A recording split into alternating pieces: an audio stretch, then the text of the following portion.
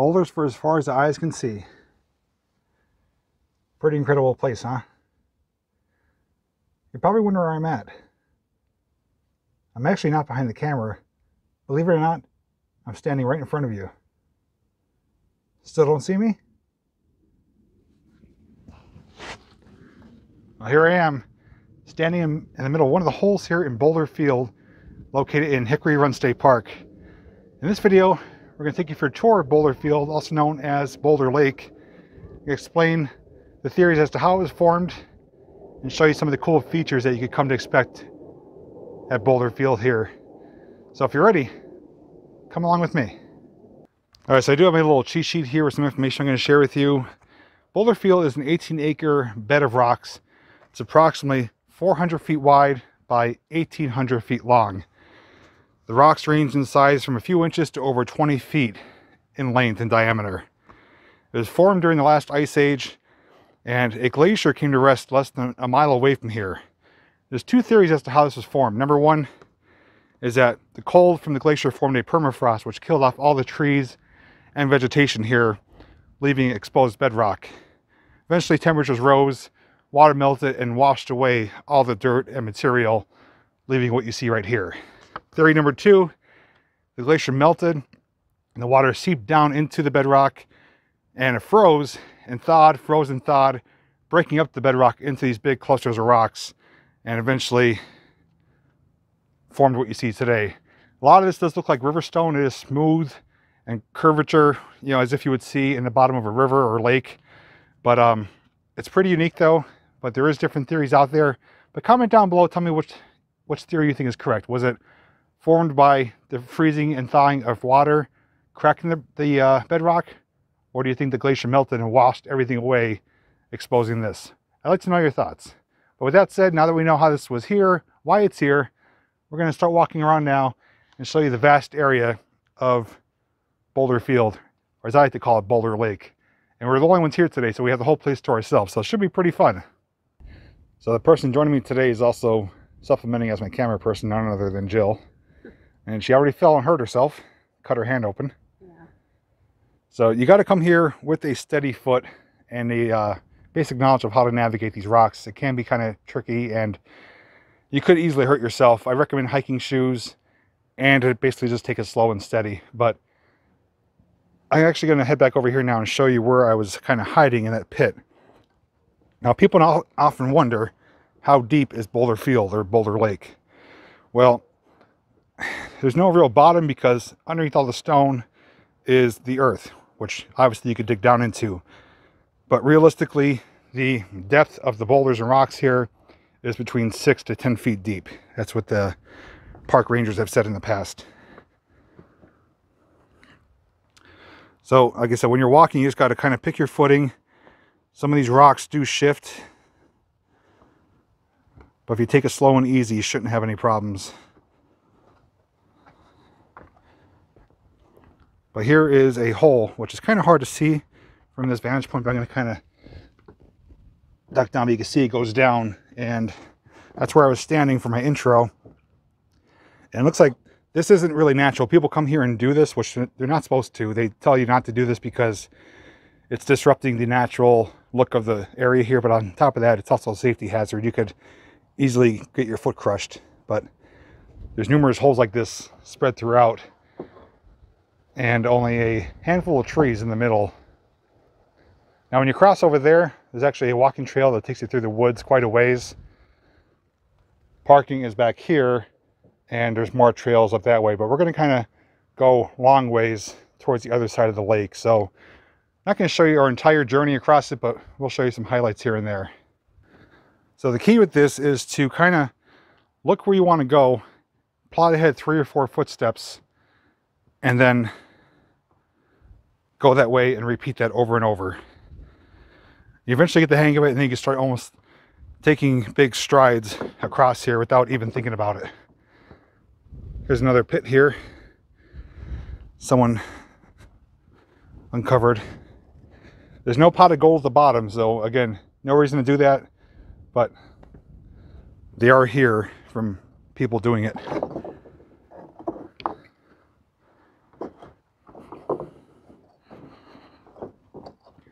Also too, if you come here in the summer, you will encounter lots and lots of spiders. They typically run when they see you, but you'll see them sunning on top of the rocks, and then they hide when you're nearby. Ooh, lost my balance there. So here I am standing down in one of the pits here. There is dirt and gravel below me, but this is the approximate thickness here, about 5 feet deep right here, roughly. And you can see the size of some of these boulders compared to me. Some of them, I think farther in the back, range over 25 feet in length and diameter. They're pretty massive, but again, this could be potentially dangerous if something was to fall on you. So we haven't made a whole lot of progress. Back there is where we started. Vehicles are parked back behind the tree line. Not even halfway across yet, but we are taking it slow and easy. So what do you think of this place? It's really cool. Very scary a little bit. But other than that, if once you get your footing, you're pretty good. You heard it from her. Get your footing down and you'll have a good time. This is also a good obstacle course if you're going to train for a ninja warrior. Definitely resembles some of the things they have to go through with kind of skipping on stones and leaping and jumping and balancing yourself. So it's a free training course, but I don't think she's having so much fun though. So I'm zoomed in a little bit more, give you a little bit closer look at the edge. We're nearing the middle of it, but it does continue on straight ahead. So we are going to try and get as far back as we can, and then we have to retrace our steps back. So it is time consuming, and it does hurt your feet after a while, but it is a very unique experience. When you look around too, you do find some cool rock formations. You can see there's like little indentations, and the shape of the rock here is kind of, you know, all different angles and all different unique features to it. So when you're making your way around, pay attention to what you're looking at. You might find some things you've never seen before. And yet another hole. I think we found about a half dozen of these already. And you can't even spot them until you come upon them too. So that's what's a little bit tricky. If you're not paying attention, you could kind of literally step right into one. So here's another rock here I wanted to show you. This one's all bumpy. It's very odd looking. You don't typically see rocks like that. They're usually smooth-sided, no indentations, but it's almost like little suction holes. But these are the same rocks though that you see spiders on in the summer, and then, you know, when you get near them, they'll crawl underneath. But I just like looking to see though what is unique and different compared to rocks I see in my own backyard. There's even more here that are bumpy and textured and different colors, all different shapes. But the further back we get, the rocks are getting larger, and we probably will come upon some pretty large ones that are in excess of 20 feet.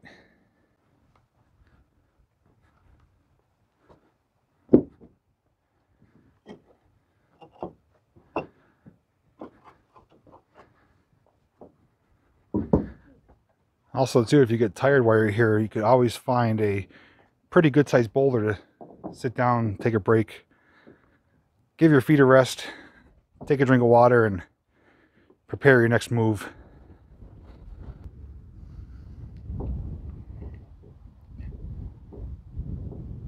Come on guys, root her on. Go Jill, go! Go Jill, go! The worst thing you could do is hesitate and just to stand there. Then you kind of get in your head, uh-oh, I don't know what to do. If you keep yourself moving, it is much easier.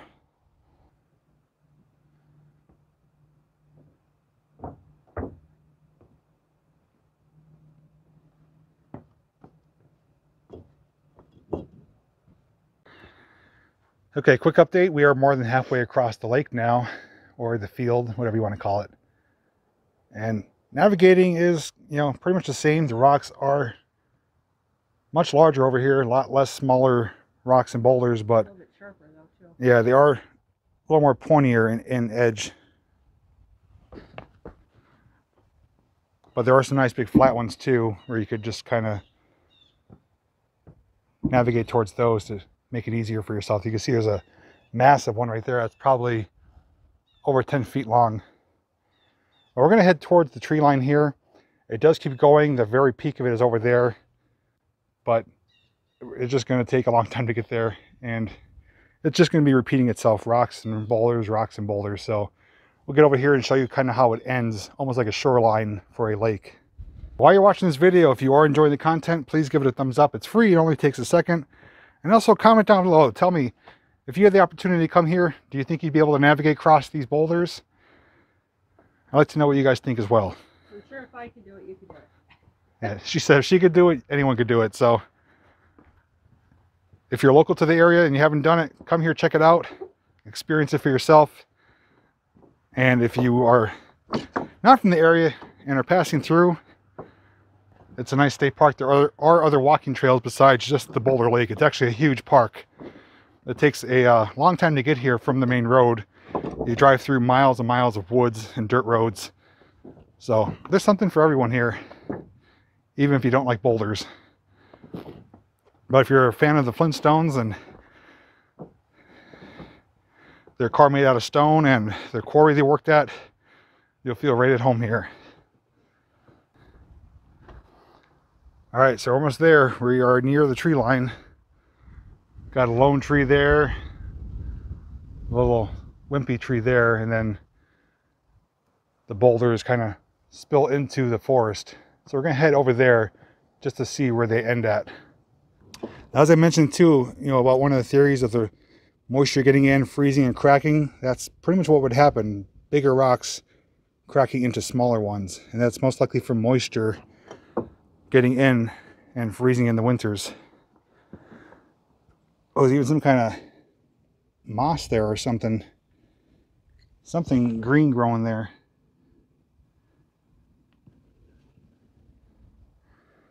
So, a little bit further to go.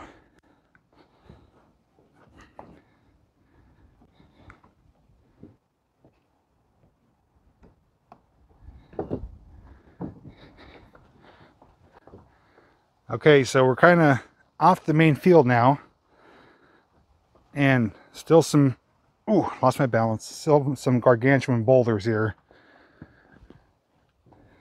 But we're going to keep going a little bit further.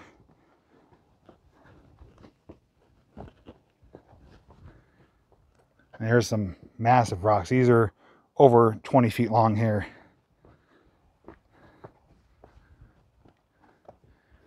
And you can see, wow, this is pretty neat. It's almost like a little riverbed. Mini. Hmm? A mini Boulder Field. Yeah, it's like a little mini Boulder Field.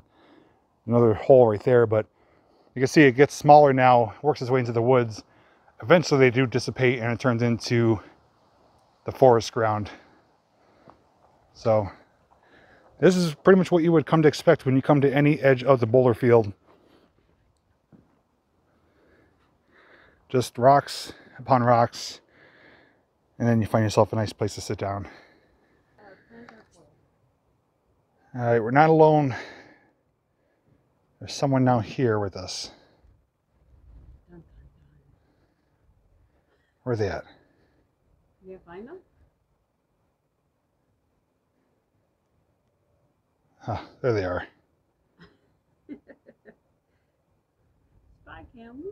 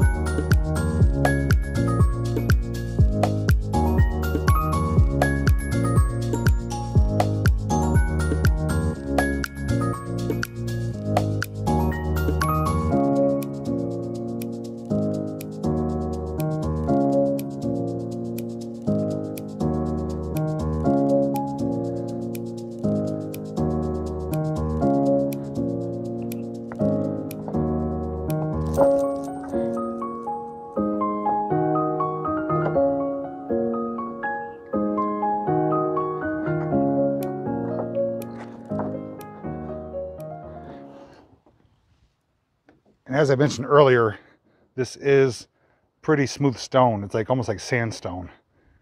And it looks like it's been washed smooth from moving water.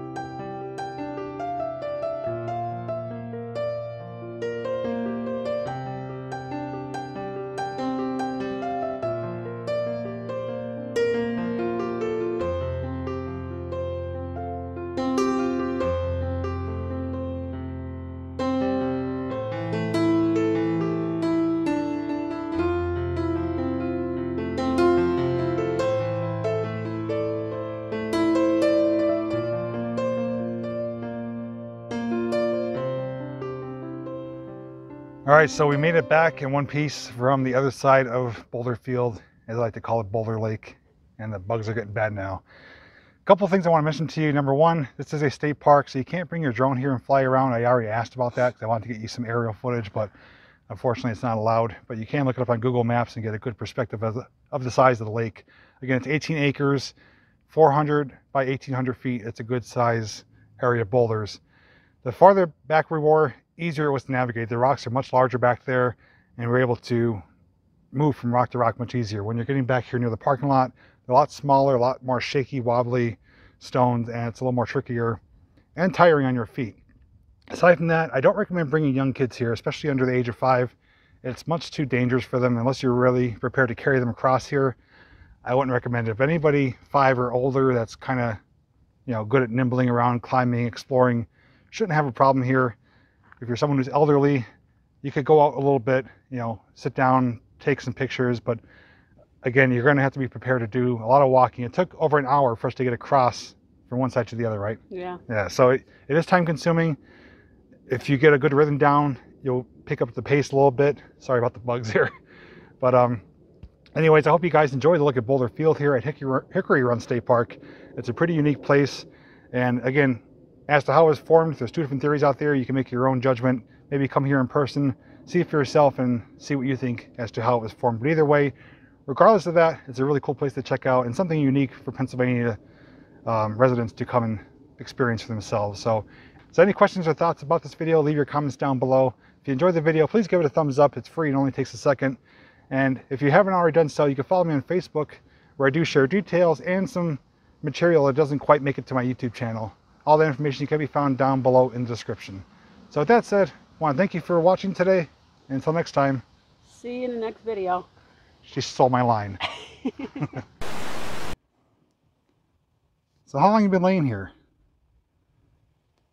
Look like you've seen some pretty bad stuff. Get all beaten up by the weather. Probably sick of people stepping on you with their dirty shoes. Knocking on you.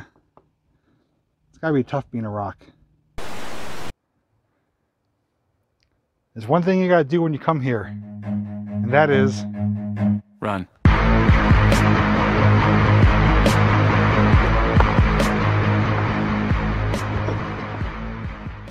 Naruto run.